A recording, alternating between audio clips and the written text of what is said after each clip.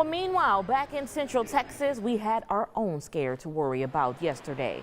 Police received a call of an active shooter at Waco High School, along with reports of students hurt inside.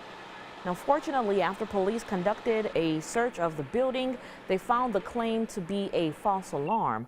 By 5 p.m., 6 News was able to confirm that every kid had been picked up and accounted for.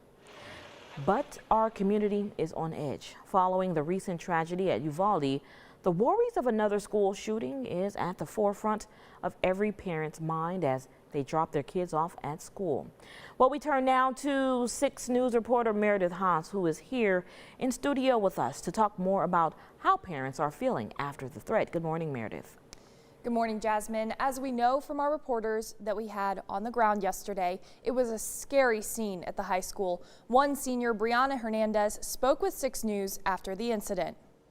I was really scared, really scared to call my parents, and they were all up here, and there's cops, there's people posting on Instagram, prayers for the kids inside.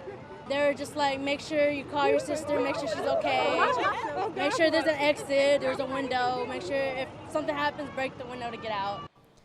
And while we are so glad this is a false report, parents are now facing a new day with new worries. I spoke to an expert to get some answers on how the protocols that rolled out Tuesday worked. They say that Waco PD responded, and the response from the district plays a large role in how these scenarios like this aren't handled wrong. They handle it just like it's the real deal, because in the climate we're in, you'd rather err on the side of being too cautious than not being cautious enough. So every district has that emergency operations plan. Dr. Jones with A&M Central teaches and prepares superintendents for threats just like this one. He says they know how to deal with real life situations so they can be ready for the worst case scenario. And that's exactly what happened Tuesday. The school, its teachers, and local police responded in a manner to protect every person inside the building. We'll have more on the response from parents on this false alarm coming up at 6.